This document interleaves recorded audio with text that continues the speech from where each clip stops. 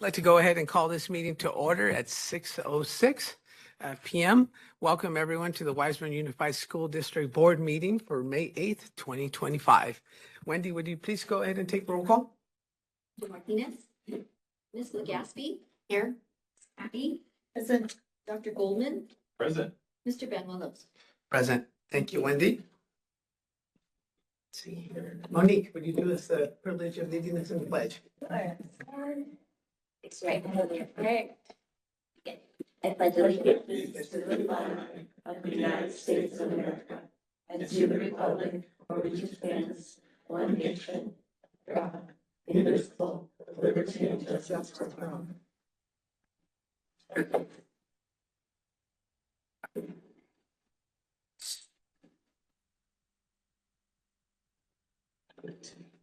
We do not have any items to report from our earlier closed session. Go ahead on to our next item, which is to adopt the agenda for tonight's meeting. Is there a motion to adopt the agenda with the exception of holding items 6.2, which is a special presentation on annual local independent report. Also holding item 10.2, which, no, sorry, that is 11.2, which is award of bid number 2025 for SLC Future Relocation Project. And also item 12.7 for local control and accountability plan, local indicator.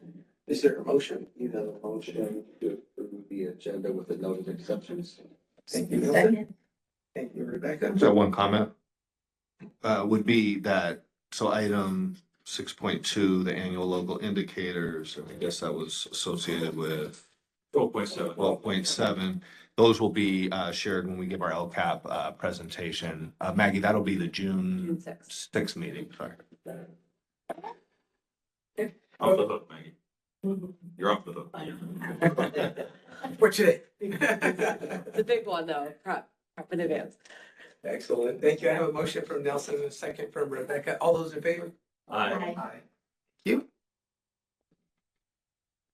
Comments from the public. In accordance with our board bylaws 9323, individuals may speak, shall be allowed 3 minutes to address the board for items that are not on the agenda. We have a total of 20 minutes and we do have 3 minutes for each speaker. We have 3 cards.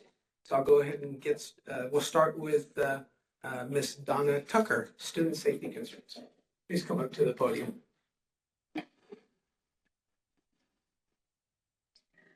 Great.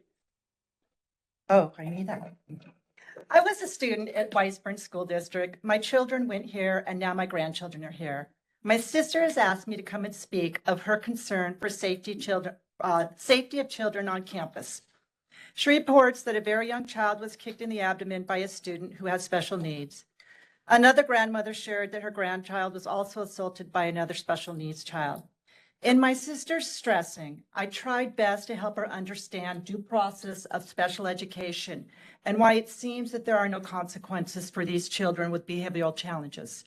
But there is a process to get help through in-house at Wiseburn and also with the local SELPA. I do not wish to be judgmental, but I work closely with Mary Ring, whose reputation precedes her. But I do have some concerns. Is it possible that maybe with the positive intervention behavior plans, these children are currently not being strictly followed or may need a revision without waiting for an annual IEP or a 504? Are the behavior interventionists a duty appropriately trained? And can they keep up with these quick kids? Are classroom teachers getting trained and support in the classroom with the individual students that they have? Do they have a snapshot or a copy of IEPs and 504s prior to the first day of school? Is the logistics of a special day classroom placement on campus placed for the safety of all students? 5th graders next to a kindergarten might not be in the best, might not be placed for safety of all students. And something that could be remediated easily for next year. Funding is always an issue. That's not going away. Do I see this as an administrator's cause? No. Ms. Lubes is doing a good job. Nor do I see it as a regular ed teacher problem. They're trying their best, and certainly these special needs kids need all and any support that we can give them to be successful on campus, as well as being in compliance with special ed laws. I hope that the director of special ed and the special day class teacher are aware of all this and already figuring out how to get ahead of the next challenge, as we know it will come. To them, I say, don't be afraid of superintendents or board members. Fight for all the funding and support that you guys can get.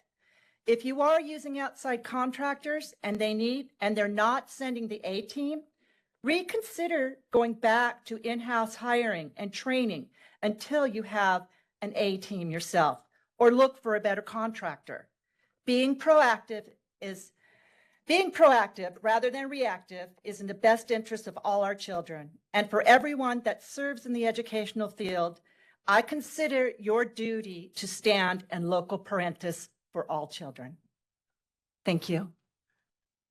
Thank you, Ms. Tucker. I will remind the public that based on the Brown Act, we are not allowed to respond to comments. No, that's fine. Thank you very much for your comments. Absolutely. Settle her nerves. I'm here because of this one. Thank you for your comments.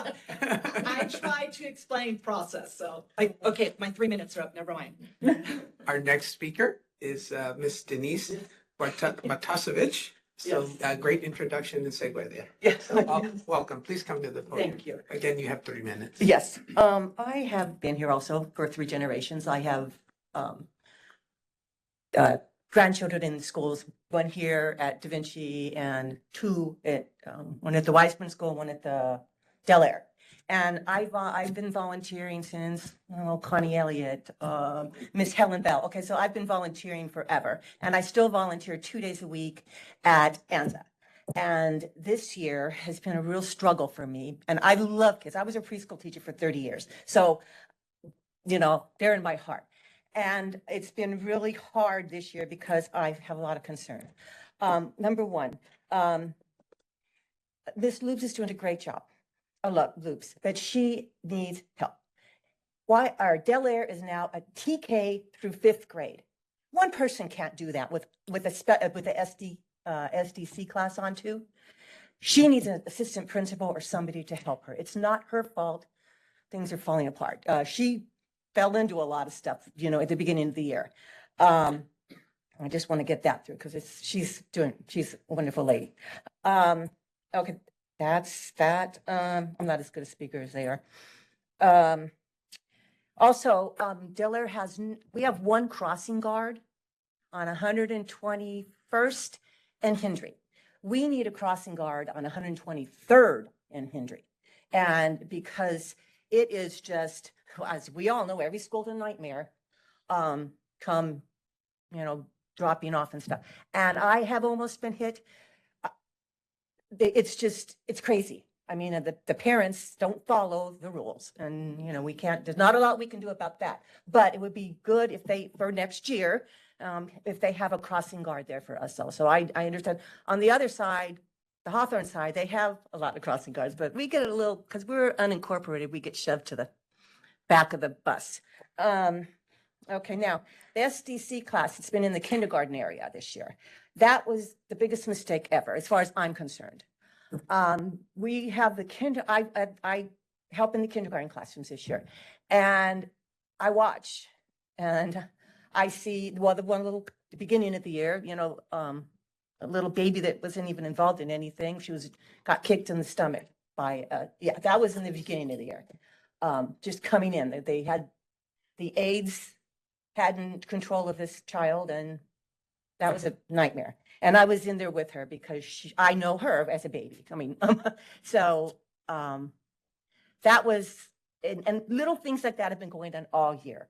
And the children that I have a grandchild in K, and we're trying to teach these kids the rules and how to follow the rules. And when you have the special needs kids out on the playground, the social day class with kindergarten kids and kids this tall, that's not safe, first of all. And second of all, it's, if you open the kindergarten teachers can't open their classroom because they come running through the classroom because the aides can't keep up with them. Or the aides are on their cell phones, or the aides are sitting on the benches. I've seen it all. I mean, as a volunteer in the classroom. I mean, That's what I'm doing. So it's not my job to say anything, but I'm watching this going, this is unacceptable. And then the kids are expected to follow rules. And then they're watching kids riding the bikes the wrong way and they're breaking the equipment. And it's not a good environment for a kindergarten entity that has always been kindergarten. So what are they going to do when they go next year? They're going to not know, they're confused. And it's, Please wrap up your comments. Oh. in the next 10, 15 seconds. oh, okay, all right, well, that's about it. She said a lot of the other stuff. So I just hope you guys can do something for next year, because this year was a really tough time for especially the kindergarten parents. I mean, the kindergarten teachers. Yeah, so, all right, thank you. Thank you for your comments. You need to learn to triage your words. Thank you. We have a third speaker, Miss Mary Ann Avila. Please come up to the podium as well. Hi, thank you so much, and thank you so much for listening to my concerns the last time I spoke. Just to follow up, I have been a special ed teacher. Actually, I started working in special ed right at Sepulveda School when I was 16, which now is something else, but that's where I got my love of special education. So of course, 100% always been and always will an advocate of students in special education. I told you about my granddaughter being accosted. Since then, the young gentleman has followed her, tried to take videos of her, has asked to sit next to her, and now she has to advocate for herself. So my concern is, first of all, this young gentleman, does he not know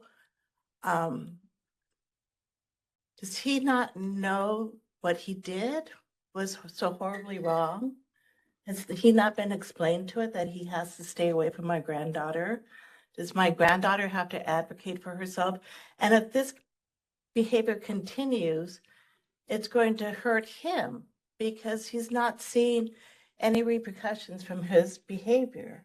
So is it going to escalate? So what is Del Air doing to make sure that this young man is getting the need and the help that he gets, the counseling, the behavior specialists, a one-on-one, appropriately trained, so that it doesn't happen again? Because being in special ed for over 45 years, a long time, I have seen students, kindergarten, transition into junior high, high school, be arrested, go into the system, spend their lives in the system. I've gotten letters from former students who are in the system, and something is wrong. As we know, there's a high percent of students incarcerated who are have learning disabilities or other disabilities, and I have always felt that that could have been remediated with a holistic approach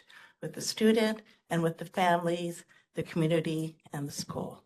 So please, next year, take a look at that. And thank you so much for your time. Thank you. Wendy, do we have any other comments online from our viewers? No, thank you. Next, we're going to move on to section 6, which is our special presentations for this evening. Item 6.1, special presentation on district dashboard. Sorry, I don't know why I put the microphone away from me to speak. Just want to say, really excited to introduce Joel, and I think I'm going to actually defer to Maggie and let Maggie do an introduction, but I just want to say in the work with Joel, it's been, Dr. Goldman, you've been asking for a dashboard, a scorecard. So, we're in the construction phase of that.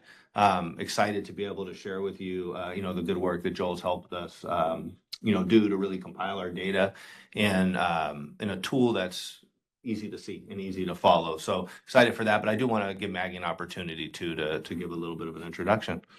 So Joel Rabin is a former educator, no longer, but does consulting work. His expertise in the ed services world, we call him Data Joel. And so Data Joel has really opened my eyes to a lot of data that he's presented to me, as well as many of my colleagues. And once we heard the calling from the board about this dashboard and happened to mention it to Joel, he had a way to be able to compile all of our data into a beautiful available way that our community would understand it. And so he's here to show you what he's developed so far. So thank you for being here. Thank you. Hi, thank you for having me tonight. So my name is Joel Raven. I live up in Sacramento, and for the last 6 years, I've been doing this. I'm a consultant, and I work with school districts. I work next door with Torrance Unified, and then a number of districts and county offices of education up north. Prior to that, about 25 years in school districts. I worked in Fresno Unified, Elk Grove Unified, two of the big ones, and then Natomas, where I was an associate superintendent. So I have spent most of my career getting data to superintendents and boards to help you make better decisions.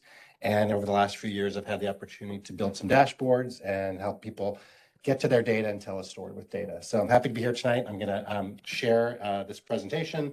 We're going to actually go live right onto the new draft dashboard so you can see how it functions a little bit. There are slide pictures of the dashboard, but I'm going to take you into the dashboard and hopefully everything works well for us on that. If we have any glitches, then we'll just go back to the slideshow itself.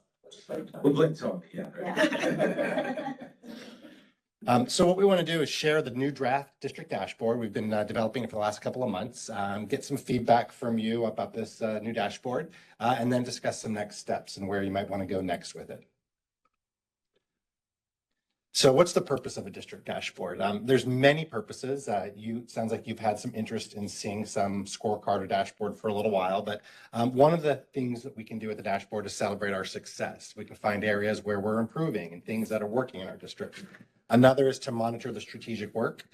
So ideally, that district dashboard is really focused on what's most important to you, your vision. You know, the state has a dashboard, and it's called the California School Dashboard. Your dashboard should focus on the things that are important to you, your goals, your vision, things that are important locally. It increases transparency and accountability. Parents, teachers, staff, board members, you don't have to wonder how our scores are changing. You don't have to ask for data and wait for it to be prepared for you if we present it in a live dashboard for you, a live website. Ideally, and one of the most important things that'll help you do is make important decisions. You know, as a board, some of your most important decisions are about people and money. And when you see what's working, that will help you make some of those decisions this time of year at, LCAP season and budget season. It's a great time to have a dashboard. The next two I think are important. It'll help identify areas of need. That could be like a curricular need, that could be a campus climate, or it could even be student groups that need more support so we can make sure that all students are prepared for the next level of education and adulthood and life after graduation. And then what we've built into this dashboard, it's not just a dashboard on your, like a dashboard on your car is what helps you drive immediately, but we've built in trend data so you can see progress over time. And again, this is your dashboard. It's not the state. There's no requirement for what's going to be here. So we have a mixture of some state data as well as your local data. And please stop me at any point with questions. I'm really comfortable just pausing and going back. So, and superintendent as well, feel free to interrupt me at any point. So we've organized your dashboard into three big buckets: educational services, student services, and business services. In total right now, we have 12 metrics included with plans to add some more. About half of the data that's on our dashboard is going to be state public data that I can actually get right from the CD websites. And then the other half is local data that is coming directly from one or more of your departments. Like imagine like survey data, the CHKS, California Healthy Kids Survey, is a local survey that you do, and the state doesn't have access to that data. We're looking at district results for all of the metrics, right? Some of our metrics are about your district's budget. And in that case, it's just district-wide results. But when we get into some like student achievement, like English, language, arts, and math, I've built tools that will drill down to school level, grade level, and even student group level. So some of the metrics will drill down for you. We've got 3 years of data, and then the idea with a dashboard like this is that we would update it annually. We have the CASP results in there, right? They're now almost a year old. Your students are taking the CASP this month, probably, and when we get the new results in August, we would load it in, and then the 3 years would move forward, and we would have a 3-year rolling dashboard showing you those metrics, and we would just keep 3 years. So This is the homepage of the dashboard. It's like a big scorecard. And again, we've got the metrics organized into the three big domains of ed services, student services, and business services. For each of the metrics, this is the large scorecard score. So for example, for English language arts, according to the state, we've got 62% of our students meeting standards. And then the colors behind each of those is to give you a quick snapshot of the trend. So red means that we've dropped 1% or more from the previous score. Yellow is that we're basically the same. So for the same, if it stayed within 1% above or below, we made it yellow. And then green is that we saw an improvement of at least 1% on that metric. So this is the big picture look at all of our metrics.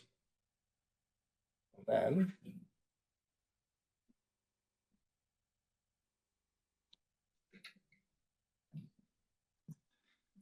So what is it built on as your? Google Looker Studio. And let me see. Options present. Oops. I'm a Mac guy, so the keys are slightly different. Okay. So what we should be able to do, let's see. Sorry, give me just a second. Open this up. And I'm gonna shrink. On the left side of the screen are tabs that are going to take us to drill into each of the metrics, drilling in deeper into, for example, English language arts. We can also use some of the hyperlinks that I built into the report, but on each of these next successive pages, and I'll go through them, and I can pause on any of them or go through them for you. In the upper left corner, we have the overall results, English, math, and science. Your performance, that's the percent of students meeting standards. On the right side of the page, we showed the percent for each of your schools for each of those three tests. And then in the bottom left, we have the trend data over time for each of the last 3 years where we have data. So for example, the gold is showing us that English language arts has dropped slightly over the last few years, and you can see that trend going slightly down. And then purple math, we actually see an upward trend in the math results. The next two dashboard pages show similar data. In this case, we're looking at it by grade level. See our grade level results. And then the third page is going to show a student group. And one of the things I wanted to show you before I move there is that along with looking at these results for the grade levels, we've got some filters that will be built into the tool for you as a web page. And so instead of just looking at the district, oops, again, the Mac guy problem, we can look at results by one school at a time. Or we can also look at results by specific student groups. So if you're interested in looking at one student like Hispanic Latino students at aviation, you can easily drill in and look at those results. And on the next page, we see the results by student group on the right side. And in this case, we can change the grade level, and we can look at Hispanic students in specific grade levels. So we've got all the data built into this database. And if you think of it sort of like a cube that you can look at from different angles, district overall, by grade, by student group, trend over time, what I've tried to do is present the results to you in some different ways on these pages. Following the CASP results, English, math, and science, we have LPAC results. LPAC is a measure of your English learners. And for each of these, I tried to use some iconography, some graphics or infographic that connects to each metric. On the last pages, you saw the book and the math symbol. And here's English performance for English learners on the LPAC test. And we've got trend data over time. And here's an example where we're seeing some pretty good improvement over the last few years for your English learners. One thing to note here, because this is a test just for English learners, you're not going to, the state doesn't give us the same kind of data to drill down by other student groups. The English learners are the student group, but you can look at it by grade level, and we can also look at it by school. Following these ed service metrics, we go into student services. And in student services, we're looking first at chronic absenteeism and suspension rates. And obviously, rather than high results, we want low numbers here. And at 10.3%, I can tell you that's actually very low compared to some of the districts I work with around the state. After the pandemic, a number of districts are really struggling with chronic absenteeism, but yours has dropped down to 10%, which is about actually lower than the state was at even before the pandemic. And we can look at our chronic absentee results and suspension by school. We can use the filters to go by different grade levels and, Is there any way to see, so you just made a great point. We don't have a context for 10.3 is a great number. Is there any way to see that? we didn't build it into this first draft of the dashboard, but if that were important to the board, we could actually put like the state data. We can actually show the state data behind your data so you can see where the state is or LA County, if that was something that the board wanted. But yeah, we can do that. Yeah, context matters. Following the student services pages on chronic absenteeism and suspension, the next set of data is California Healthy Kids Survey. And we've got 3 questions from the survey. If you've ever seen the survey or the reports, there's a lot there that the kids take. Your districts decided to focus in on 3. So we've got 3 here with some change over time. So the first one, for example, is about social emotional learning supports. The second one is how well kids feel connected. And in this case, you can see, kids do feel very connected. 3/4 of them dropped slightly from 2 years ago, but still pretty high when you say 3 out of 4 students are feeling connected. In this case, I don't know if I could get the context of the state data. Not every district uses it, and the state usually puts out CHKS data a little later than others, but if it's available, we could potentially have context here as well. Then we look at enrollment, and this is simply enrollment numbers for your students, enrollment numbers for the district overall, by school, by year, and I believe we also can do it by student group. So if you wanted to look at it by student group, we can. So for example, free and reduced lunch, which is an important student group built into your unduplicated student count, which affects your LCFF funds. You can look at the number of students over time. I also have built in, let's see that. I actually have the unduplicated as a group themselves. So we can see actually the unduplicated count and how that's changing. That makes a big impact on your fiscal resources in the district. Following enrollment overall by school, we have enrollment by grade.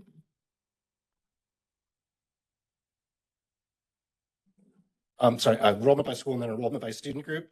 And here, what we can do is we can actually change the from the district to individual schools if you wanted to see the number of unduplicated students or white students or African American in different ways. So this can not only inform you as a board, but it also will be helpful for your staff, right? Maybe a director needs to fill out an application for something for LACO. Maybe some staff members are working on a presentation at one of the schools, and they would be able to use this dashboard to quickly get information about enrollment numbers or other numbers for the district. And the last dashboard page we have built right now is about business services. We have your reserve levels, percent of district reserves by year at the bottom of the page there. And the percents and the reserve level by year total are presented here. And then we'll be working on adding the deficit spending as a metric. And I believe if we go back to the homepage, the other metric that we're planning to add is local student data, local math data, and local English language arts data, which would be like benchmark tests that your teachers are giving to students during the school year. Last page of the report is just a place to provide notes and information for your community. There's not a lot here at this point, but as you ask more questions and we need more explanations, we would add that here. And we built in actually a feedback form using a tool that you already have as a district. Your district's website has a feedback form, and we built in the ability for somebody to add a comment or ask a question directly using that same tool, make it easy for people. So with that, I'll answer questions and see where we go. I'm going to start with Neil.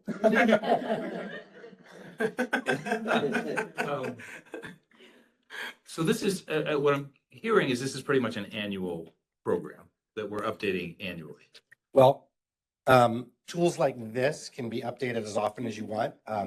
The data, if we go back to look at each of these metrics, the metrics that we're using, ELA, math, science, the ones on the far left, we're only going to get once a year. Right. The LPAC is once a year. Now, the local ELA and local math, we would update it as often as it comes in, and I think it's going to be 3 times a year. So 3 times a year, once the testing is done at all the schools, we would be able to update it. Chronic absenteeism and suspension, that's updated annually. ADA can be, that's your local ADA percentage of attendance. You could decide to do that on a monthly basis, an annual basis. That's up to Blake and you as a team. Enrollment, I would recommend staying with annual, not because enrollment changes every single day. I would use annual enrollment. Just thought on enrollment. This would be incredibly useful if we knew what our enrollment was at this time of year for next year. And as we get closer in the summer, to get a sense of how are we doing? That would be predictive. That would give us a sense of last year versus this year. I'm kind of missing that in all of this, to be candid. Predictive scores. Yeah, so like, yes, for example, CASP. We get that once a year. We do STAR that's correlated with CASP. So if we saw STAR regularly, and this could be added. Yep. Yeah. So that we got a sense of, are we on track? Are we in line to do what we expect? That's what I would hope we could take the next iteration here, is to give us the insights to be predictive, that it's giving us ways to adjust accordingly. Okay. As a decisioning tool. What's coming up ahead? And Based how on what's can we happened. help us steer the ship? Okay, that makes sense. It makes a lot of sense. I got it. Yeah. I think a number of these metrics can certainly be used in that way, and we could do some kind of analysis that actually help you. That would be great. We might be able to build in some tools that do that for you. That'd be great. Rebecca, I believe you may have had a question. Yeah, I have two. One is sort of along these lines, which is as we look at the predictive, modeling, trying to set some goals and seeing how we are meeting those goals in the numbers, right? Because we've talked about that as a team, like in benchmarking, like our review of the superintendent, like actually tying them to like, these were educational goals that we had for students for this year. So trying to figure out how we build that into this. The other thing that I had so that was more of a comment. The second one is a concern, which is that we have seen numbers come in before that are drilled down too far and become indicators of potentially individual students.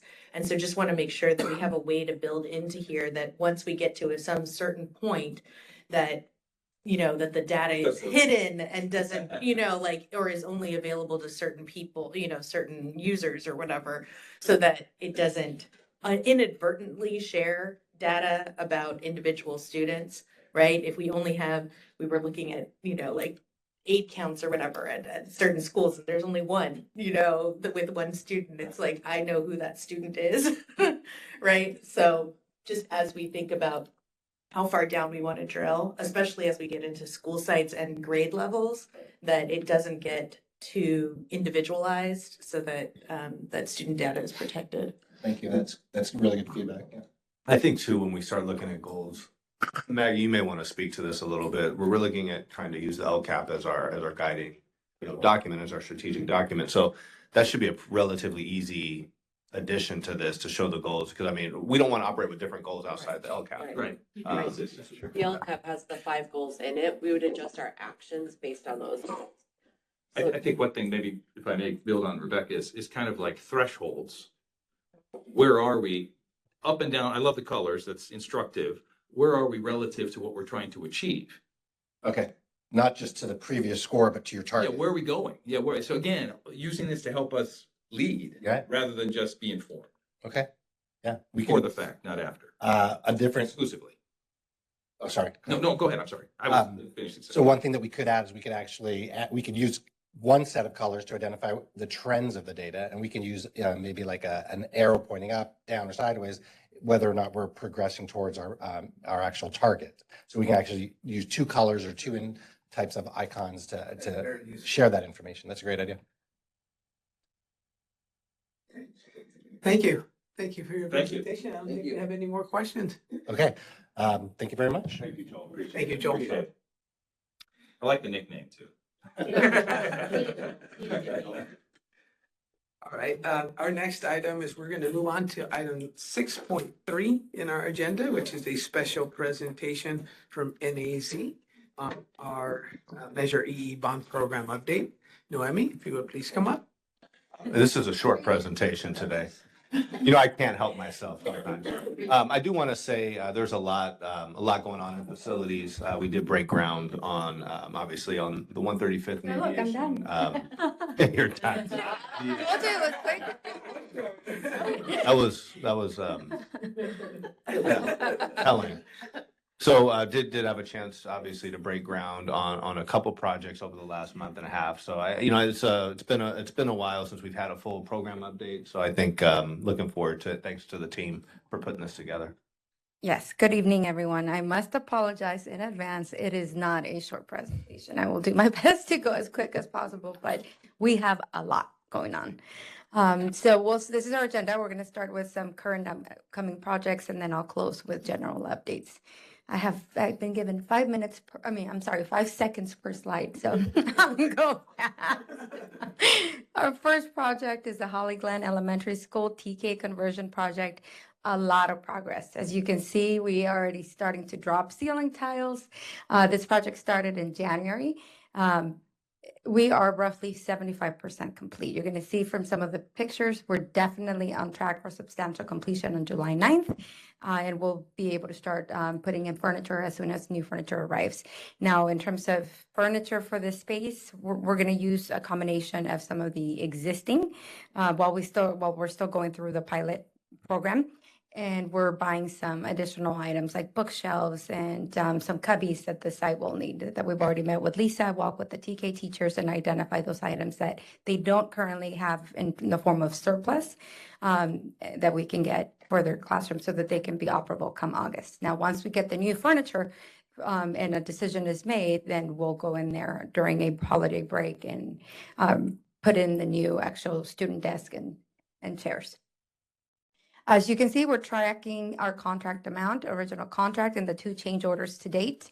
Anytime I'll bring a presentation like this now, going forward, if we are tracking change orders, I'll make sure that I list them so that you have a running record. This isn't on our agenda tonight, these 2 items, I believe, no. Change order number 2. 2. Yes. Did that,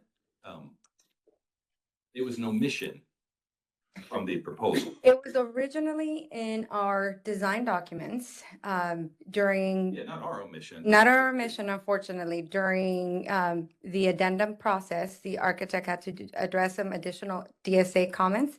And in doing so, they accidentally omitted the speakers and basically some of the AV components of the classrooms. And they failed to address adding any data drops in the staff workrooms. So this change order adds the data drops in the 2 staff workrooms plus 4 speakers per classroom. Would this have changed our low bid provider? It would not. The only difference, we would have had to pay for it anyway. Now we're just paying a markup, I unfortunately, just for want to it. make sure we weren't No. choosing one that had they have this information here, another. No, no one would have bid that portion of it because it was excluded during the final addendum that was issued to contractors by the architect. Here are some pictures. As you can see, we're very close to finishes. In fact, some of these pictures going forward. So the picture to the right is actually a view of the staff workroom where that table and there's 2 of these in between the classrooms where that desk is. It will actually get upper and lower cabinets built in. As you can see, this is a view in the left. It's a view if I'm looking from the door towards the other 2 rooms, that you can see the workroom in between with glazing for supervision in the event that the teacher has to go in there to pick up something from the printer and walk back into the classroom. She can definitely see her students. Some additional pictures. Here's a better view. As you can see, we have final finished paint on the left. The picture on the right, this is just showing that ceramic tile is already going into the actual TK classrooms. The only reason we haven't completed full installation of the ceiling tiles is because we were waiting on the change order for AV so that we can finalize the ceiling before proceeding. We got to visit it over open house and it looks great. Oh, wonderful. And see, they're moving quickly. Casework is already in. The ceiling, not the ceiling, the carpet tiles are also already going in. LVT is not quite in. So the area to the left, let me see here, right there, we'll get the luxury vinyl panels, the planking. Okay, moving on to the next project. This is the Holly Glen TK Playground project. We actually, as part of tonight's agenda items, one of the items that we're going to be recommending for approval is the award of bid to R.E. Schultz Construction. This is for construction, basically installation of the playground and shade structure that is scheduled to start on May 19th. We do have DSA approval on this project, so this one is definitely a go.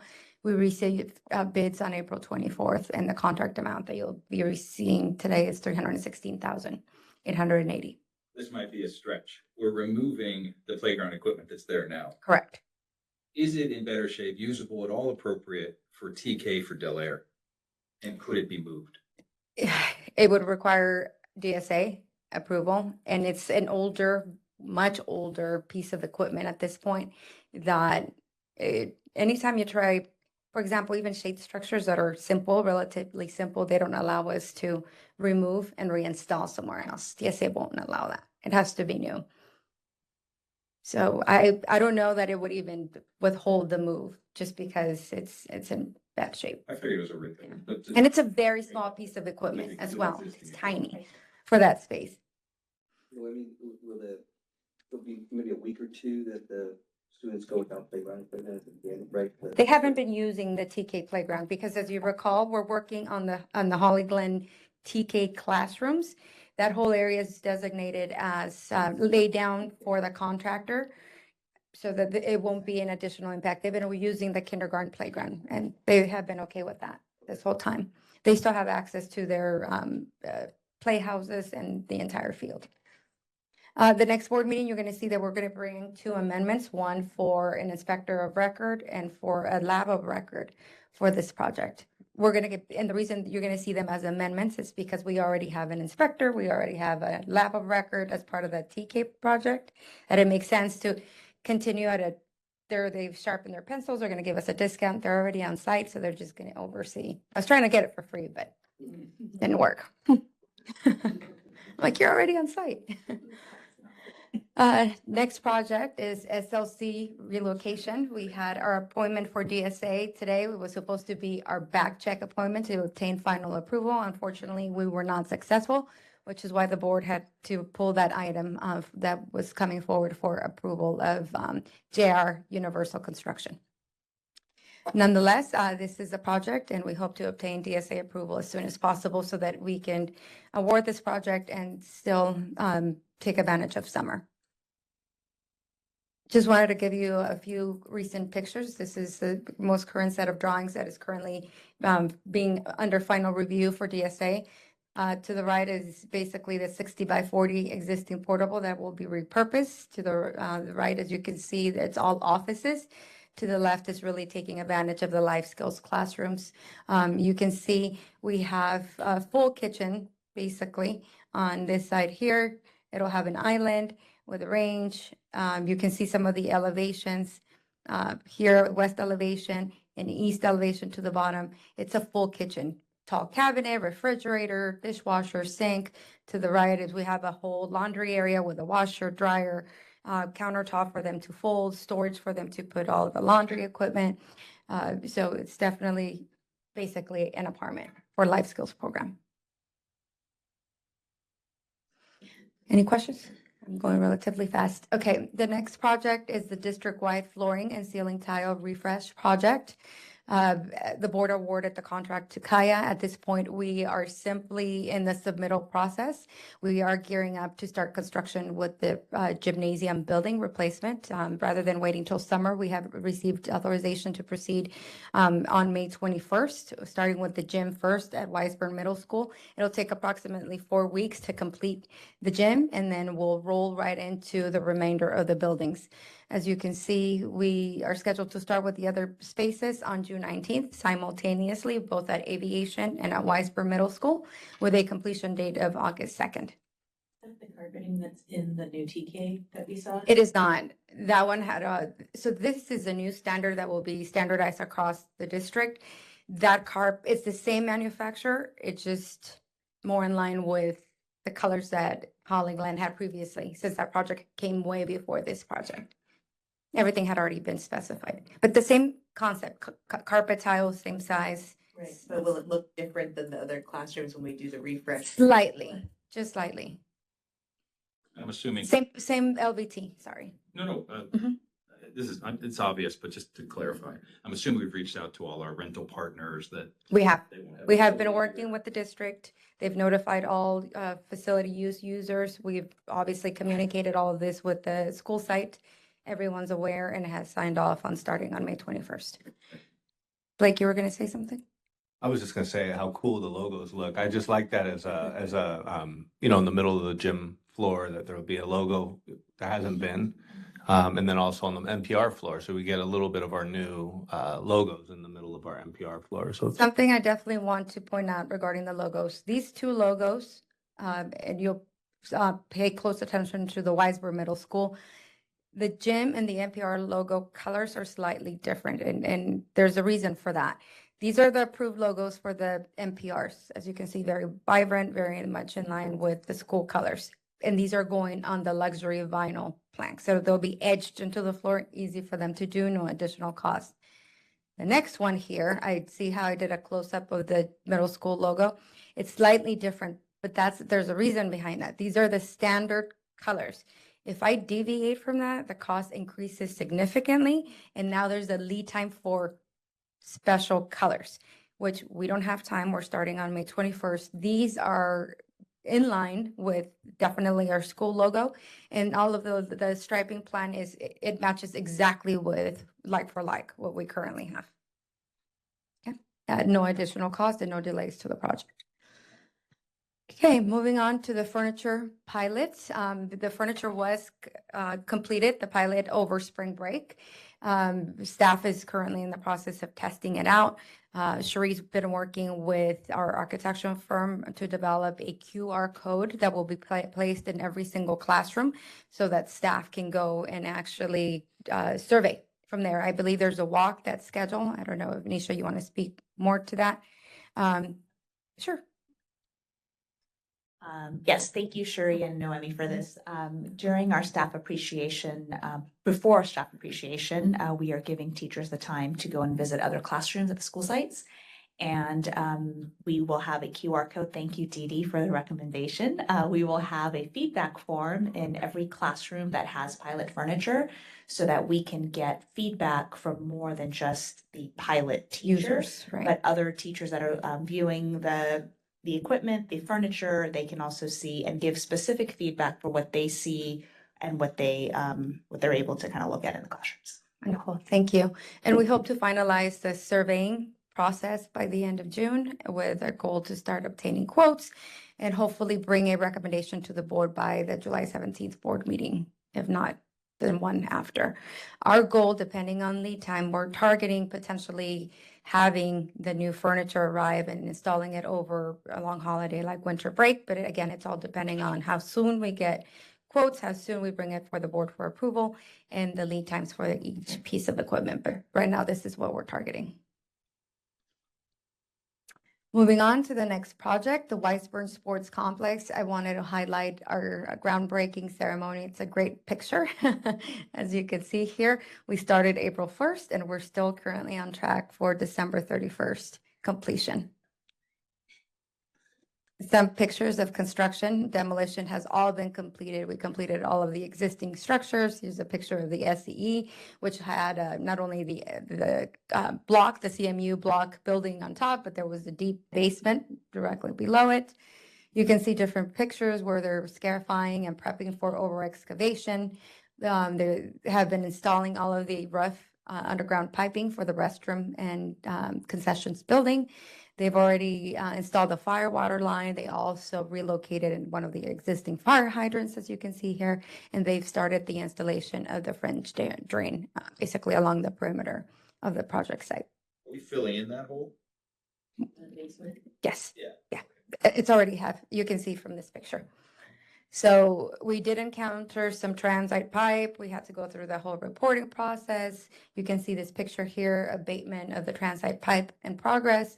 We've already installed some of the site sewer that's also going to the concessions building. They've already compacted. You can see pictures there doing the compaction test, and the soccer field roughly graded, basically. Any question? We have hit several lines. I mean, it's part of construction. but we have quickly addressed them. And our team is doing everything. There's a water line, for example, right now that they're doing boring, they're hand digging just to try to minimize impact to the site because now they're encroaching into the middle school. But everything is vetted through the principal. They're very respectful of the fact that not to make noise. Like I said, they're hand digging shovels, so this is not heavy equipment. Del Air Baseball Field Improvement Project. This is another project that we just broke ground on May 1st. We awarded a contract to Corner Keystone in the amount of 1.277 for a full-size field, and we are targeting completion on September 30th. Now, I wanted to show you just that way you can refresh your memory in terms of the scope of the project. Complete. Our goal is to build an FHS compliant full-size field. We're also that brown area directly above. I hate this pointer. Is that DG area. You can see right above the DG area is the home of the new SLC Futures area. Here's some. Oh, this is actually a phasing plan that we have discussed thoroughly with Da Vinci Connect staff as well as with the district. We have broken this project up into 2 phases, with phase 1 to minimize impact to the site because obviously they're still in session. That brown area, we started on May 1st and we're scheduled to complete it by Saturday, May 17th. Basically, that involves the demolition of that space and where the installation compaction of decomposed granite, DG. On Saturday, May 17th, we're scheduled to go in there and relocate all of the trees, all of their lunch tables, move the fence line again so that we can now start and focus on the full demolition, which is phase 2, which is scheduled to start May 19th and continue through the end of the project, which is July 31st. By starting a month in advance, a month and a half, this has allowed us to compress our overall timeline. So rather than this project going through all the way through fall, we're now scheduled to be completed with the 90-day maintenance period of the field by September 22nd. Could you go back to that Absolutely. previous slide? I just want to say, I know we've kind of coined this the Del Air baseball field improvement, but really it's the Del Air field and site improvement. You see there's a massive upgrade to the Da Vinci Connect lunch area. I had a chance to go by there the other day. It's really big. This doesn't do justice to the size You'll see of it in that picture right now. space. And just wanting to share that this is really a joint project. Thank you to Caitlin for her work and Matt for his work. Vicente obviously is always helping us move these things forward. So kind of a long time coming to provide a baseball solution for our high school team. But also, probably just as long time coming to make sure that there's some, that these safe spaces for the Da Vinci Connect school students at the school to be able to have lunch and play and enjoy that space. So I just wanted to say that maybe we don't use it as we don't call it the Del Air Baseball Field Improvement Project. We'll change the name, Yeah. Blake. As you can see, this area here in between the DG and the field, you can barely see it, but that's asphalt area. We're gonna stripe that. They're gonna receive 2 4-square. We're gonna stripe for a half-size basketball court area. This circle here is their Gaga pit. Every single little tree here represents a full-size tree. We have circles representing a full-size lunch table. The rectangular shapes represent our picnic tables as well. And you can see a ton of space left still. So this shows, and actually I'll bring a picture here of just, and again, it's compressed, but it's actually quite a large area. You can see the field to the back, the existing shade structure there. So this will be a really nice area. And again, will be completed with this phase 1 in 2 weeks, which is great. Moving on to the solar battery and storage, EV and battery storage project. I'm happy to report that we finally did receive permission to operate for all 4 sites. which is great. For the solar portion of it, remember there's technically 8 applications, 4 for solar, 4 for, since there's 4 sites, so 1 per school site for the EV portion and the battery storage. So that PTO is still pending. The critical one is the solar, because obviously it allows us to start generating savings. So we've already flipped the switch at all the sites. We're starting to generate savings at all of our sites. I'm also happy to report that the IRA funding, or the application window, has finally opened for 2025. So I have had it on my calendar every week. I go in there and I check, and it had been closed. They were still in 2024. They now have opened 2025. I'm sorry? Second. Yes. We are scheduled to do some additional work this weekend. Here's just a quick sample picture of what Weisburn parking lot looks like. You saw it at my previous presentation. The parking lots are not in great shape. So as part of this project, we are scheduled to, you are going to see a small change order coming at the next board meeting on May 22nd to cover this cost for seal coat and striping. That was never part of the contract, but we feel that it's very much needed. Now, I did negotiate a lot with SiteLogic, and I have them cover a lot of other costs that I will provide more detail at the next board meeting. So we're definitely getting a good deal for that. Going back to the IRA funding, I did list the amount here that we're technically currently eligible for, which is $3.3 million. In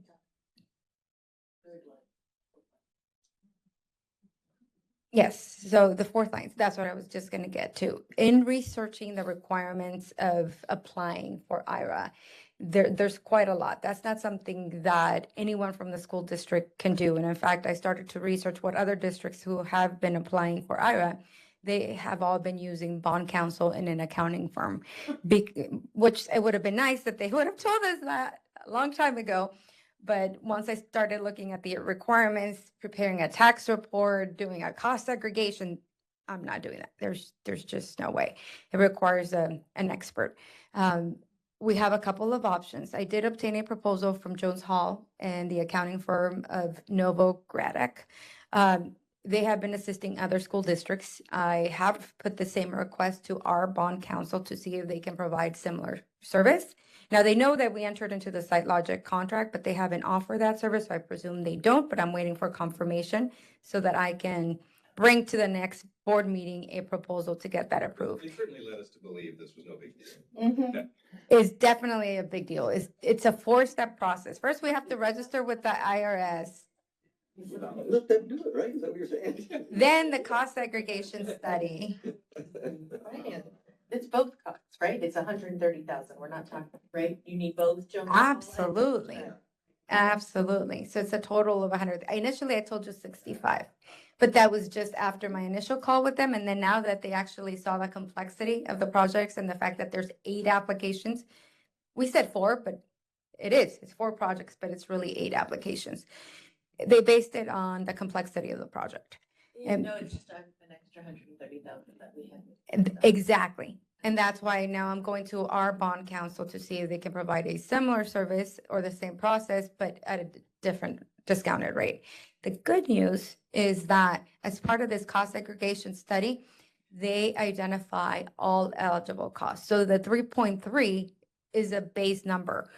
As part of this cost segregation study, they can identify all other costs, potentially the lab of record, the inspector, our costs, all of our time that NAZ team has put into this project. I mean, we provide the district every month invoice with every hour that we're working on. So it's easy for us to go back and say, hey, these costs also are eligible. So there's a potential for us being able to get a better return and therefore offset that $130,000.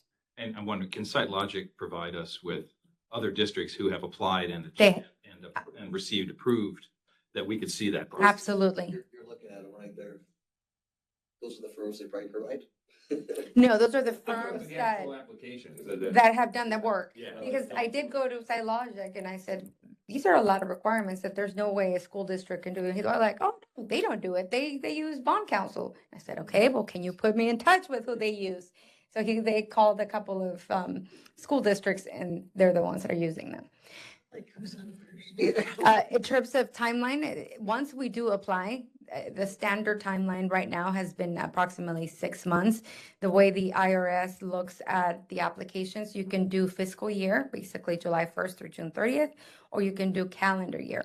For our purpose, because we started building in 2024, we're better off saying fiscal year. That means we have to apply as soon as fiscal year is over. So come June 30th, our applications should be ready to go. That's why by the next board meeting, I'd like to bring a proposal for consideration. Well, do you know if it's IRS, it's like first come, first served kind of, so we gotta get.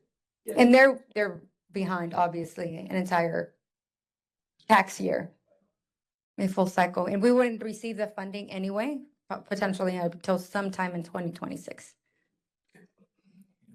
Okay, moving on, district-wide signage project. The only thing I wanted to update you on this, you saw some of these pictures at the last board meeting, or my last update. We did award to Kaya. We have started the submittal process with them. Takes about 5 weeks. There's a 5-week lead time, more or less, for the ID panels and the actual letters, the building signage. Our schedule here reflects that we'll start with the installation of the ID panels, basically over existing marquees to change the name of the school, July 1st through July 15th. That's worst case scenario. And then building signage will basically focus the entire month of July, and we'll cover all 4 sites. I mean, just a quick question. About Yes. the IRA. I know. Yes. Is that funding at risk at all in the current federal environment? Apparently not that, and I spoke to bond counsel about that, and they said they don't anticipate that because it's statute. It would be very difficult for them to try to change that. And the current administration has attempted to change other things, but not that portion of the IRA funding. Thank you. And then I'm going to close with some just quick general updates. Aside from all of those projects that I just reviewed, we still have a few more that we're actually working on. The door access controls project that's at both Wiseburn and Aviation. Also, DSA approval is pending. We hope to bring an award of someone, a builder, to handle the ADA portion of the work. Now, NWN, Cisco is going to be installing the door access controls themselves. But as you know, because they had to go through DSA, required ADA upgrades as well. Bids were due today. Bad news, we did not receive a single bidder. It's a tiny project because it's just ADA improvements for 2 sites. Our combined budget estimate, I guess, was $175,000. So it's not very attractive, but what it does do is that now it allows us, since we went through a formal bidding process and we didn't receive any bids, now we have the ability to negotiate directly with our contractors of our choosing. We have since jumped on it. Greg already immediately sent plans and drawings to 3 firms, general contractors, to provide cost. We'll have some hopefully a recommendation by May 22nd, because our goal is to start this project on June 19th as well. And we have been working on the Da Vinci Cafe and Da Vinci Kitchen modernization, still waiting on DSA approval. I'm not sure why. We submitted the final comments to DSA for the cafe back in actually late March. All comments were addressed. It has just been sitting in their queue, ready for approval. No additional comments have been received. Now, Da Vinci Kitchen modernization, we received comments and we resubmitted or addressed those comments on May 2nd. So we're waiting either for them to come back with additional comments or say it's approved. But both projects are also pending. And that's all I have. Well done. Questions? Thank Okay, you. thank you. Thank you very much. Thank Lot- you. lot happening.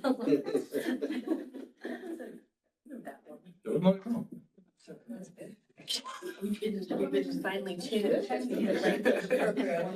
shot overview. Here we go. Noemi, I have to say that was awesome, by the way. Good. Thank you. Very good. That was awesome. Thank you. You had me nervous all Next,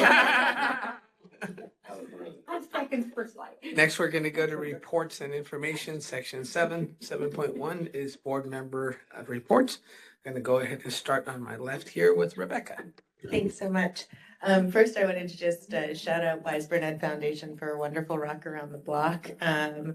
pivoting in the weather was great. Actually, the performances indoor with the new AV system were fantastic. And it was so great to see both the kids and the parents and just the whole community still come out, and the lovely rainbow that came out to welcome us to Rock Around the Block. So really, really grateful for all the work that they put in and everybody who bid on items. And my mom and I think, made up, a good chunk of those people. We won a lot of things. Thank you for your But we're really, really grateful for everything because those funds really do help support all of our students, and the fact that we can provide music education for every single one of our students in TK through 5. And that anyone who wants to play an instrument in this district doesn't have to buy one or rent one or expend funds to participate is really a wonderful thing. So really grateful for that. And then the second thing, of course, it's Teacher Appreciation Week. So I'd be remiss without thanking all of our teachers for everything that they do. And of course, we all believe that every student deserves an opportunity and the resources and support to reach their full potential, no matter where they live or what color their skin is or what abilities or disabilities they have. And we also know a lot of that is at risk in this federal environment. Cuts to the Department of Education are happening and people have been laid off, and that really impacts the services that we can provide to our students. We have a huge number of special education students in our district, and we want to provide resources for all of them and make sure that they're all cared for. And we know that all of our teachers are doing all that they can to address every student in their classroom. So we're grateful for everything that everyone does in this space. And we know all of our students need more opportunities to succeed, and every teacher in the classroom helps with that. So thank you. Thank you, Rebecca. Next, we'll go to the opposite end of the table here with Nelson. Unfortunately, I missed Rock Around the Block this year, but like Rebecca, I also won some events. I was there this year and contributed, but I just wanted to say thank you to the Wise Burnett Foundation for all the work they do and all they support our programs. I also had the opportunity, along with Neil and Michelle, to attend some of the open houses, the Holly Glen one and also the Bel Air one, I think 2 nights ago. Was it last week? Last night, sorry, I didn't get my days mixed up too. What just an inspiring evening. The energy, the engagement was amazing to the students, the teacher, family, really well attended. And then just seeing the display of work was amazing. I was surprised, shared it with Neil, how much typing there was taking place between the 3rd grade and 5th grade. Amazing. So again, a big thank you to everybody for that. Just a wonderful display of work. And then I had a chance also to attend Commitment Day at Da Vinci. What a wonderful event. I mean, kudos to Da Vinci on how they put that together, and just celebrate the moment for the kids that are committing to colleges, right? So it was amazing. I got to witness that. They did a whole breakfast event, put a wonderful slideshow, recognizing all the students. Really well done. I was really impressed. So I wanted to say thank you to Da Vinci for doing that. I think that's pretty special to those students, especially as they're getting ready to start their next step, the next educational journey, right? So again, I want to congratulate the students and congratulate those families as well as they approach that next journey. So that's it. That's all I have. Thank you. Nelson, we'll go to Michelle. I want to echo, RAB was an amazing event. I really, really want to just kind of highlight the volunteers that put there were not just ones for the day of, but that small and mighty board I've been a witness to their hard work for the last few years, and they really, really work so hard. And you can see the love and the dedication that shines through, and to put on such a great community event that we really shouldn't take for granted. You can imagine heads exploded that morning as the weather rolled in, and I was like, I'm so sorry. But they pivoted with grace, and I was just really, really impressed at the professionalism and the level that they were able to execute it with the challenges. Happy Teacher Appreciation and All Staff Appreciation. I know we highlight the teachers this week, but May in general, we had, you know, nurses and support staff, and I just want to, I mean, obviously we appreciate all the work that goes into schools in general, but it's just a really amazing vibe that is on campuses right now, and you can really see the joy and how amazing for students to be able to feel that their parents are, you know, validating the work that they see every day, and it energizes the students to see how excited their parents are to celebrate in that as well. So I think that's super important. As far as the open houses, I got to attend Del Aire's, and again, same thing. You really get to see the love that gets put into it, into these classrooms. And it reminds you that these are individual children and classrooms and people. And again, just I love data. I love the dashboard. I love all of that, because what else can we go off of besides the data? But we always have to keep sight of the fact that these are children, these are people, these are teachers that love these children and that are doing their very best. Can we always improve? 100% yes. And that's where the data comes in. But I want to make sure that we never lose sight of what that data actually represents. So that was my quick segue there. I actually got the opportunity to see Newsies. Again, another big shout out to the Ed Foundation and the grant that came along with that. It was insanely amazing. I don't come from, but I've gotten to witness a lot of musical theater in the past 10 years with my own daughter. And the level that these kids were able to perform at. You know, they've been practicing since January, and they really, really brought it. And I was so proud of them. I normally am like this because my child is on stage, but like this was cool because they were all my children, and I'm sitting there going, I look like a crazy person. And so but you could just tell how much work they put into it. There was one sweet child that was like dancing in the background, and it was just really fun to see. And other really, I mean, there's so many wonderful things happening in the district. Sorry, this is so long, but I would be remiss if I didn't mention the Weisburn Da Vinci archery team taking second in the state. That was like the sunburn shows it. Yeah. The coaches, by the way. I have to mention it.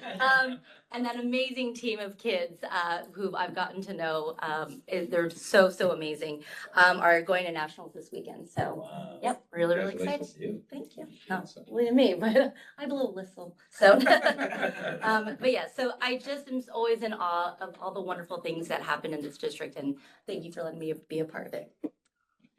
They also have quick kudos to the Da Vinci volleyball team, I believe went to the quarterfinals this year, right? Yeah, last night. That's nice. Thank you, Michelle. Next we'll go to Neil. How do I follow these? I'll be brief, but I'm filled the last couple of weeks with 3 words: appreciation, joy, and pride. And it started with Dr. Dougal, your recognition at AXA, or one of the administrator of the year in HR. And by the way, fantastic speech, lovely. And one thing I loved about your speech, that's kind of a theme for my comments tonight, was you said this is really not an award for me, it's an award for our district. It's an award for the team that we have. And the team was all there. We were missing Wendy and just a couple others, but I was looking around that table thinking, my goodness, you guys are fantastic. I was so proud of this group that's assembled, and kudos to you, Dr. Silvers, for assembling this group. And you were there too, which was great. So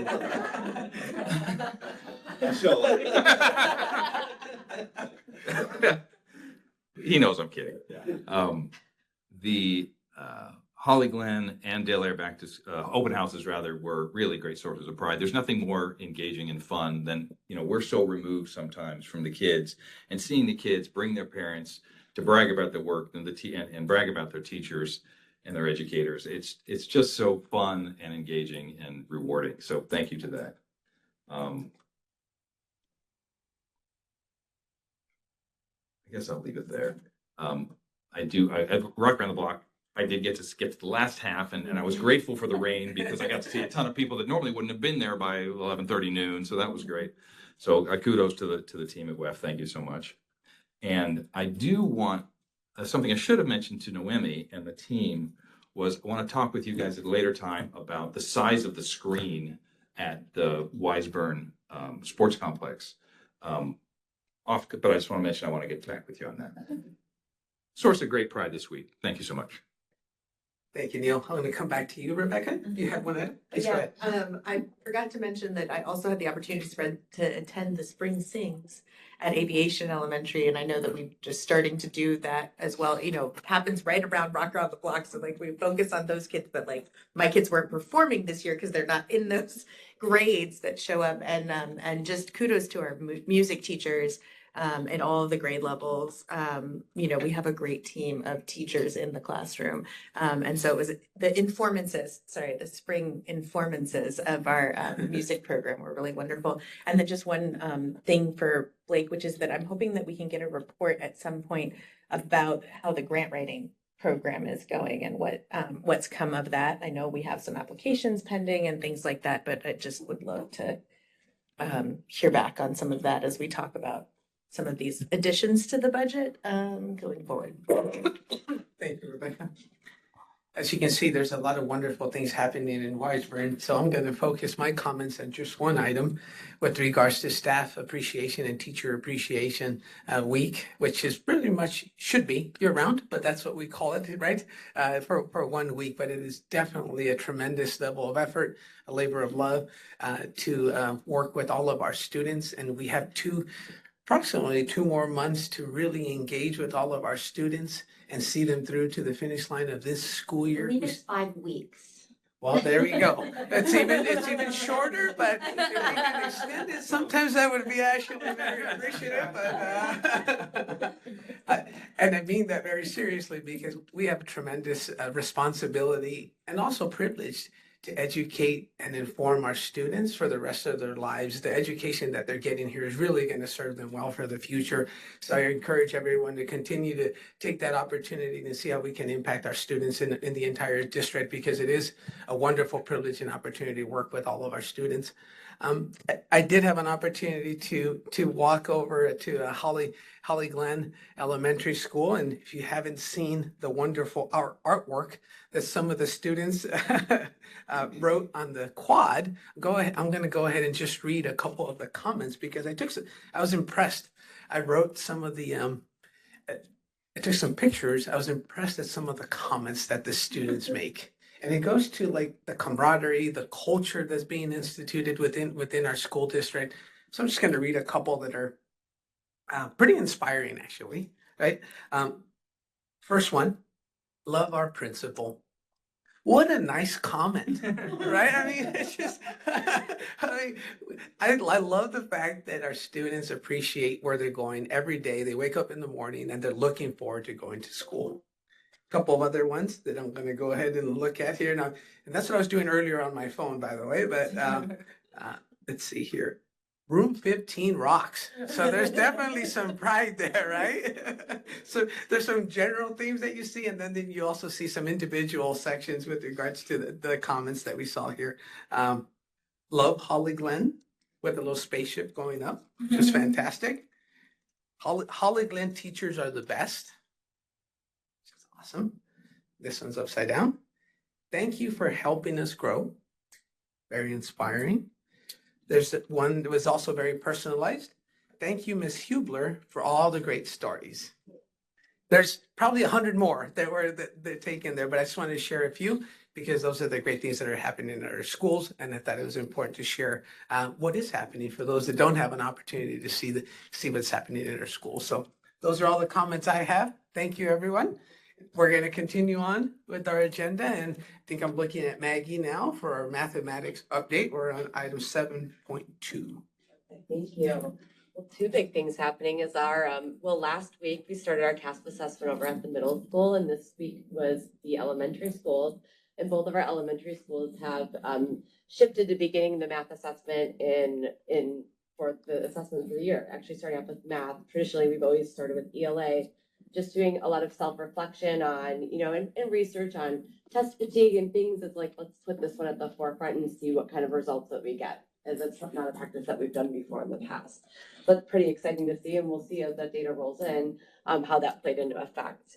And then, did anyone see our first math social media post? You did? Okay, on Facebook and on Instagram, we had a problem that we posted for families to work through with their kids that they were able to turn into their offices for like bulldog barks and like our little monies that we provide to our elementary students. So just to get that conversation, that number, sense, and reasoning routine happening at the elementary schools, like at that little level, at home at the kitchen table. And so we're excited with a goal of hopefully doing like 1 to 2 a month by the end of this year, and then continuing that practice for next year. So it was a quick flash, and we've already talked about like how to have it up longer, and it was a short one for the first one. So we're kind of learning by doing in the process, but it was a great success.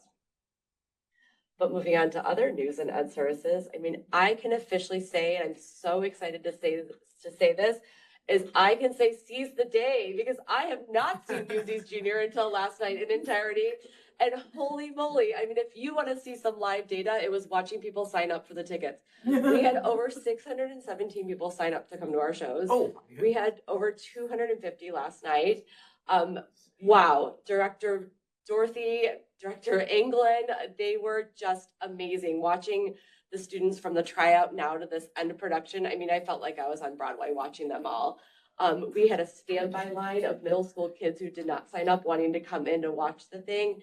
I mean, it was just so wonderful to see. And I have to say, happy Teacher Appreciation Week, but when we see our teachers that were like, had this whole section, district-wide teachers, watching like who there were their students, and then the middle school staff having like a couple rows in the front cheering on their staff with the break the leg, Newsies signed by every middle school teacher. I mean, my heart almost melted. So thank you, WEF, for providing this opportunity to our kids, and I can't wait to see where this program goes. So we are in such great hands with Director Blue and Director England. So thank you for that. We are going to be district-wide casting again tomorrow. So not tomorrow, tomorrow might be our day off. But we have one more week ahead of us with our closing out with our science assessment. And then Design Day happening, our last one, right at the end of the school year. We're going to really be ironing out what I've shared with you already, our Weisburn assessment plan, and then as well as making some decisions about how we are going to report back to families, what type of feedback we're going to provide, and having some conversations around our current practices. We know that feedback that we give is so important. And so we're going to be looking as a team to help guide what our process is going to be for next year, and really refining down what our report card will look like with the future, with the hope of a 2026-27 launch district-wide. And then you're going to see before you an approval, my first official approval that I bring to you for our reading difficulty screener.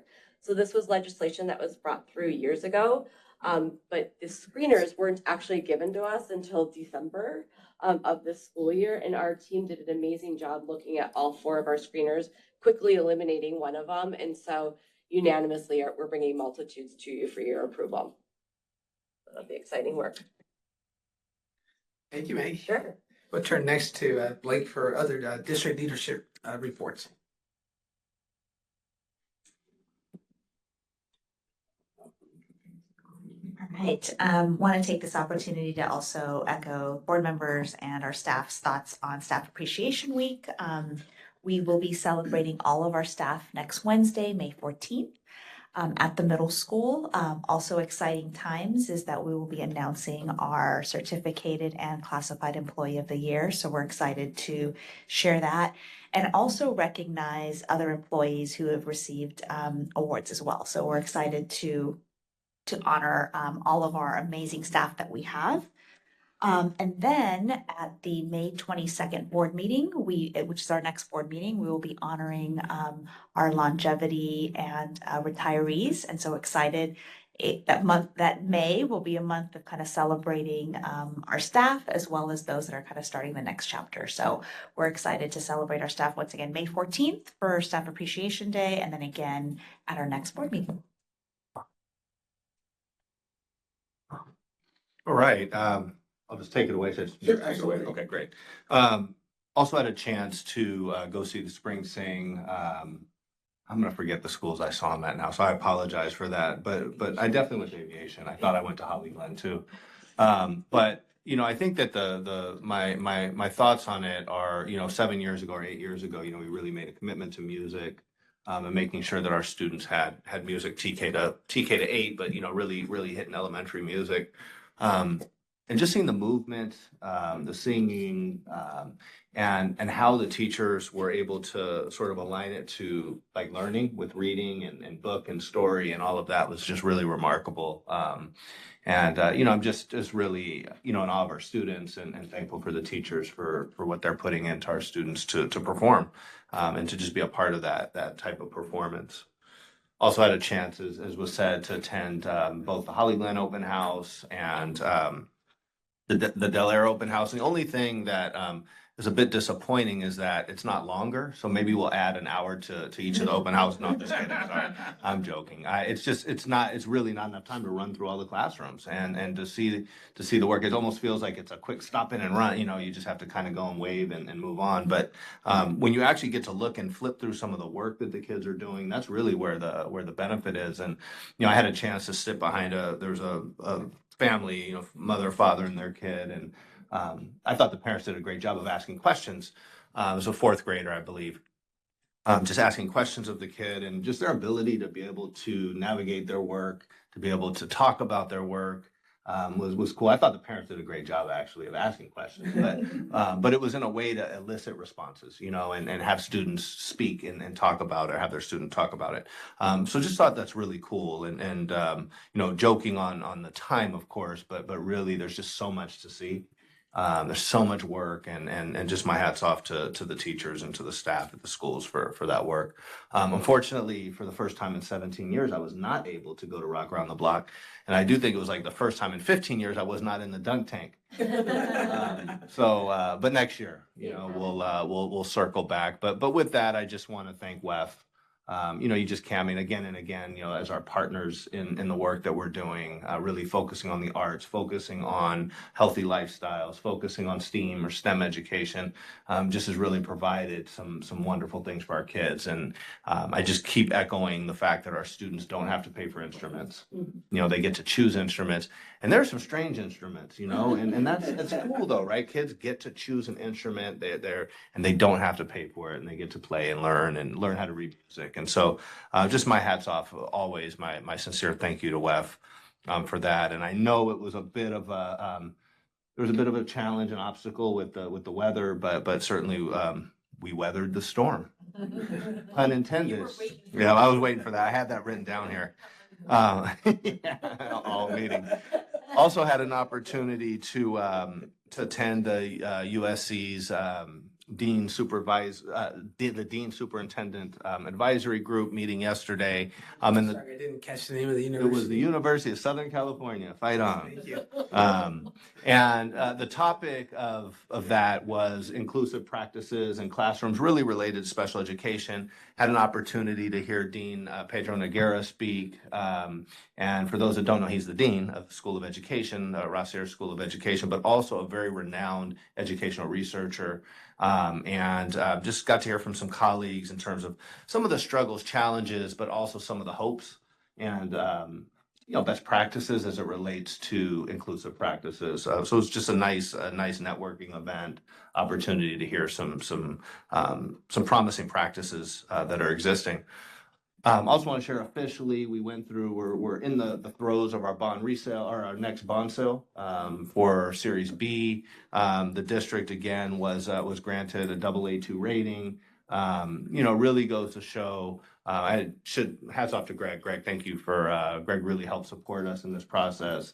But the AA2 rating really goes to show, you know, the financial position of the district, a positive financial position of the district. definitely take into account our relationship with the charter schools, with Da Vinci Schools, as it relates to students wanting to attend our schools, attend Da Vinci Schools. So it's just sort of that partnership that shined through in that. Yeah, is that right? Okay. Either way, through that process.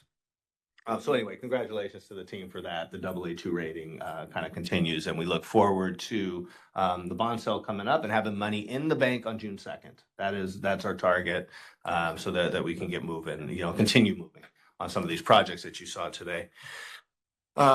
Also had a chance to watch Newsies last night. I am ready to be front and center again tomorrow night, but I mean, there's so much to say about that presentation. I mean, the singing, the dance. I mean, just seeing these kids, it's like I was watching a kid in the back who was, not really, didn't have a key part in the play and was doing better than I could have done in any of this. I mean, really, it is remarkable. There's a particular kid in there that I know just from knowing that doesn't communicate much with others, and just to see them come out of their shell, to see this as an opportunity for kids who may feel uncomfortable. To come out of their shell. I mean, I'm like, who is this person? It's super cool to see that and just see some of the talent that is able to be brought out in kids. It's really why we do this. It's why we want to go out and why we see that, why we provide these opportunities. So my absolute hats off to Aiko Anglam, our music teacher. So thankful that she took on the challenge. I know it's long. I know it was hard. But taking on that challenge of being the music, director of the play, as well as Dorothy, who's coming in as a consultant to work with us through this process. Just amazing choreography and directing. And, the kids were great. The parents were great. The kids were great. It's just really fun. I mean, I left smiling and still smiling, because of that. Last but not least, I just want to say it is staff appreciation, teacher appreciation, or staff appreciation. I'm looking forward to Wednesday of next week to be able to celebrate, with the team. I happen to, for those of you that most of I have two daughters that went through the middle school, went through Da Vinci Schools, are now in college, once heading into their senior year. They're involved in gymnastics, and so have opportunity to watch Instagram. And I just was looking through recently, because I'm stalking now. I want to make sure they're not putting inappropriate stuff on Instagram, but looking at some of the posts, and I was sliding through and seeing all of their former teachers that are still following them today, middle school teachers. I mean, it's been 7 years. It's been, 7, 8 years, something like that, 7 years, and seeing some of the Da Vinci teachers that are following them. It just brought a smile to my face and probably a tear to the eye just to see that they still have that connection and the love. And, and I know that our teachers do it out of care and do it out of love. And, Michelle, I really, I appreciate what you said that, we can look at data, we can look at dollars, but we also have to look at kids, and we have to look at the adults that are caring for our kids every day. So thank you to the teachers, and much appreciated. Thank you, Blake. Sure. We are going to move on in our agenda to section 8, which are comments from the public on agenda items. I do not have any cards for agenda items.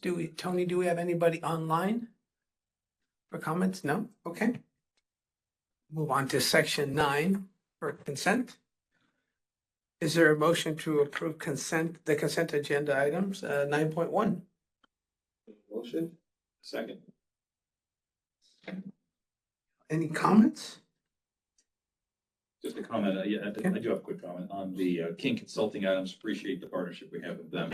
Would love to know, again, where we are with them, what's pending, if they could give us an update, that'd be great. Let's have them come out in the summer, maybe. That'd be great. Presentation. Noemi, can you help us with that? Maybe get Jamie and or April to come out. Thank you. I'll go ahead and call the question for approval of item 9.1, which effectively approves 9.2 through 9.21. All those in favor? Aye. Excellent. Thank you. Section 10 is action items. Item 10.1 is to approve settlement agreement for OA8 case number 2025020562. Is there a motion? So moved. Becca, a second? Second. Michelle, any comments, questions? Hearing none, all those in favor? Aye. Motion carries 5-0. Item 10.2, receive board policy and administrative regulation for first reading. Is there a motion? So moved. Is there a second? Second. Michelle, any comments or questions? But I would like to turn it over to Blake, if there's any comments here in terms of the overall resolution for first reading and the concept. Sure, I'm gonna have You share, Dr. please. Ingram share, yeah. Sure. So every year we have to update our independent study policy, and so this is just what we do every year. There's some subtle changes that we'll make for short-term independent study and long-term independent study. A lot of the changes have to do with the actual agreement, what's in the agreement, making sure we're monitoring the progress of students and how we do that. So that's a little bit different. So for example, we're supposed to pay attention to how long a student's taking to complete the independent study work. And if they're not doing it in accordance with a certain timeline, then there's certain interventions that we're supposed to take to support the student and address what's going on with their progress. Let's see, also a major change is the difference in the number of days that students have to do independent study. So for short-term independent study, instead of 14 days, it's changed to 15 days now. So between 1 and 15 days instead of 5 to 15 days for short-term, and then long-term independent studies and 16 days longer. So there are just some subtle differences like that. Great, thank you, Wendy. One question. Oh, sure, Rebecca. What's the difference, I guess, between the Independence Day policy and the attendance recovery plan? Like, how do these two interact with each other? So the attendance recovery plan is essentially how this policy plays itself out. So the policy outlines the rules and the regulations, right? And so we have our Learning Recovery Opportunity Program agreement that outlines those stipulations that we see in the board policy.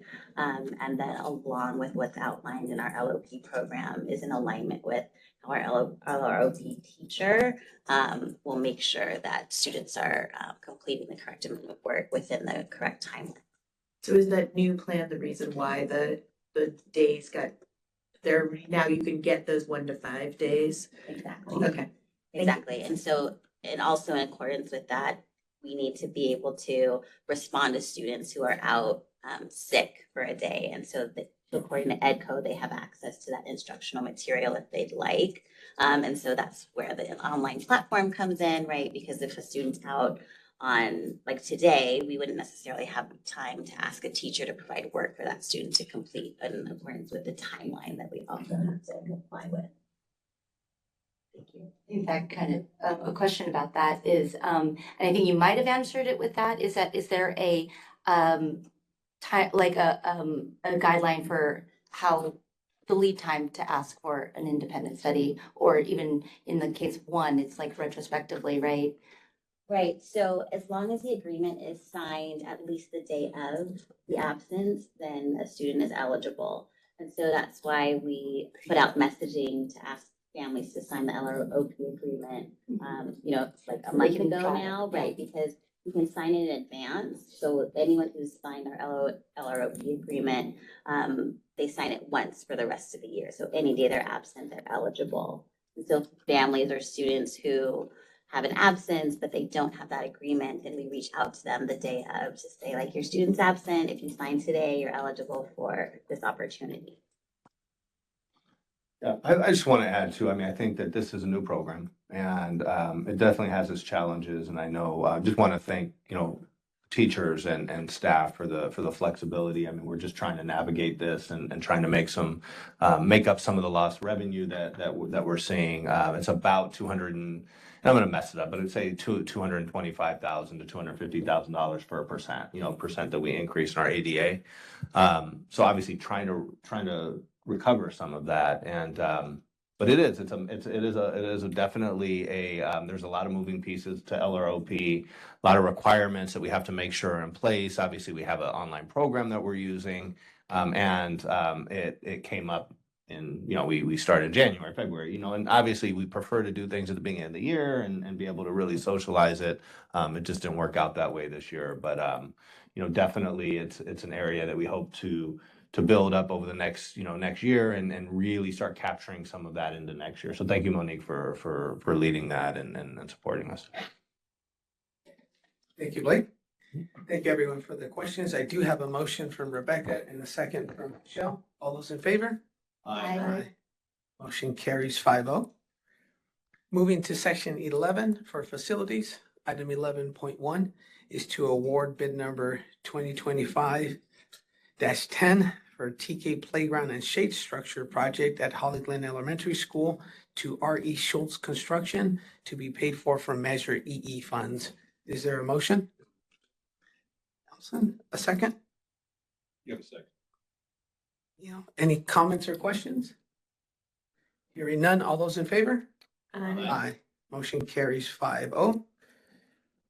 We pulled item 11.2 from the agenda, so next is 11.3, which is a notice of completion, approval of deductive change order number 1, and release of retention for bid number 2024-15 for the soccer field project, Weisburn Da Vinci with Byron Davy Incorporated, Measure EE bond funds. Is there a motion? Second. I'll go. Motion in 2 seconds. This is great. Not sure who was first, but I'll go ahead and give it to Rebecca. Okay. Any comments or questions? Good management. It's under budget. Gotta love that. Deductive change orders were really good. I would like to request that those come to the board very frequently and often. So thank you, Noemi. I'm sure you will make that happen for us. All those in favor? Aye. Thank you. Motion carries 5-0. Next is section 12 under fiscal. Roger, do we want to take maybe 12.1? There may be questions about individual ones, but we could conceivably take 12.1 to 12.6 and honor some questions in between. Is 12.7 the one? You pulled that. So 12.7 is the one we pulled. I do have a motion from Neil, correct? For 12.1 through 12.6. In the second? Second, that 12.1 to 12.6. Okay, with that, comments or questions on items 12.1 through 12.6? Hearing none, all those in favor?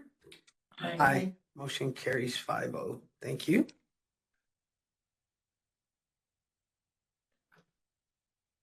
Blake, do we have a need for a second closed? Okay, so we'll go ahead and do that. Upcoming dates and events. We did mention Staff Appreciation Day is Wednesday, May 14th. Thank you, Nisha, for that update as well. Our next regular board meeting is May 22nd at 5 p.m. And as we get ready to adjourn and I take a motion to our closed session, I would like to just thank everyone again for all of your wonderful contributions that makes Weisburn a wonderful place for all of our students to achieve at their highest possible levels. Thank you for everything you do day in and day out. With that, I'll take the motion to adjourn close. Motion to adjourn. Motion to second. All those in favor? Aye. Thank you.